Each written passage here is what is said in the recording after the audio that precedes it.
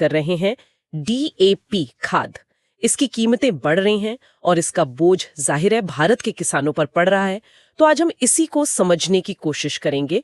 आखिर ये DAP इतना जरूरी क्यों है, अचानक इतना महंगा क्यों हो गया और खेती पर इसका क्या असर दिख रहा है। बिल्कुल, और ये सिर्फ आप देखिए कीमत का ही सवाल नहीं है, ये हमारी खाद्य सुरक्षा से, हमारी पूरी कृषि अर्थव्यवस्था से जुड़ा हुआ मामला है। हम देखेंगे कि इसके पीछे के वैश्विक कारण क्या हैं और सरकार क्या कदम उठा रही है इस पर। चलिए तो शुरू करते हैं एकदम बेसिक से। ये DAP यानी डाई अमोनियम फॉस्फेट आखिर है क्या चीज? देखिए, ये एक बहुत ही अहम उर्वरक है।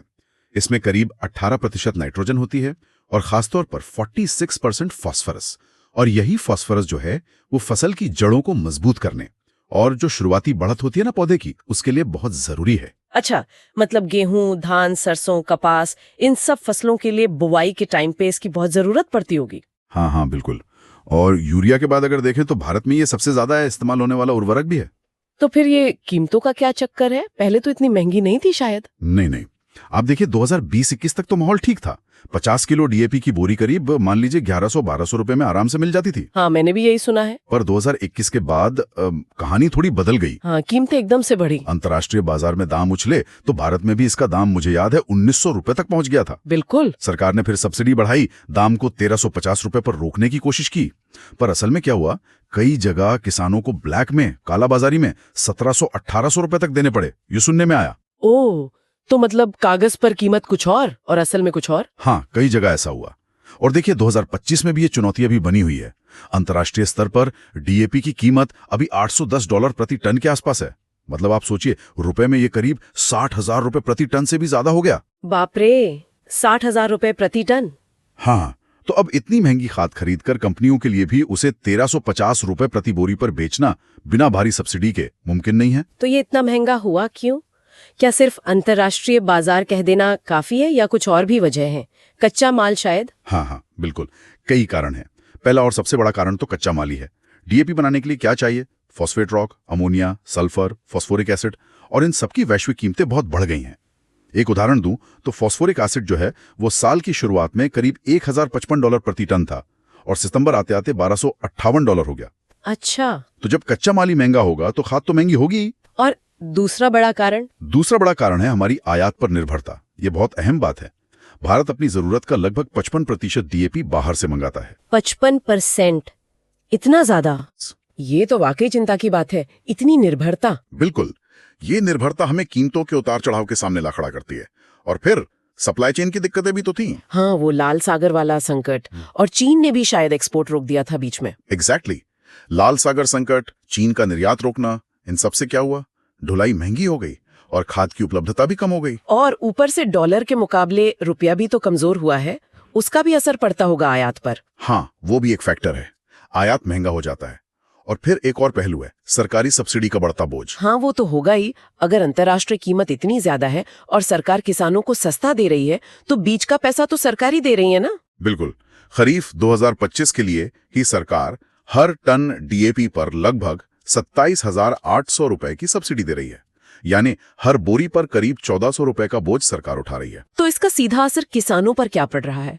लागत बढ़ना तो एक बात हुई। हाँ, लागत बढ़ना सबसे पहला और सीधा असर है। खेती महंगी हो गई। और क्या हुआ? क्या खाद मिलने में भी दिक्कत आई? हाँ, कई जगहों पर DAP की किल्लत भी देखने को मिली। किसानों को घंटों लाइनों में लगना पड़ा।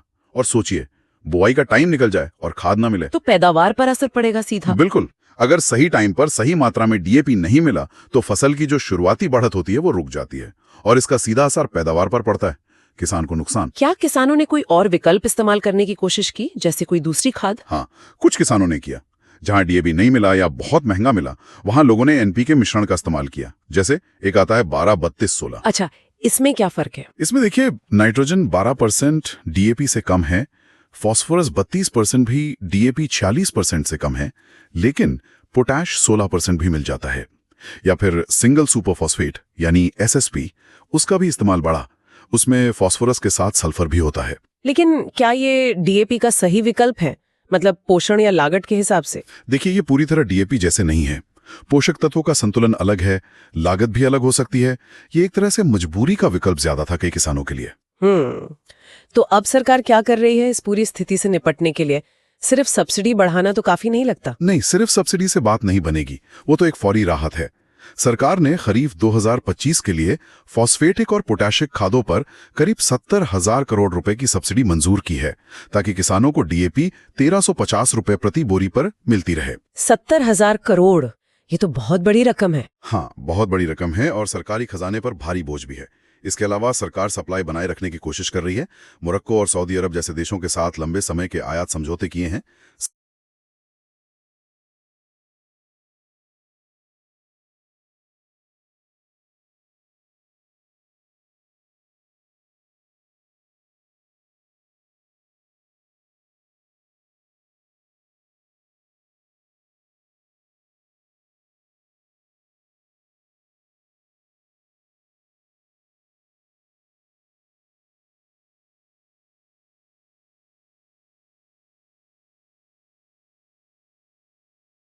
साथ ही राज्यों को भी निर्देश दिए गए हैं कि जमाखोरी और कालाबाजारी को रोकें।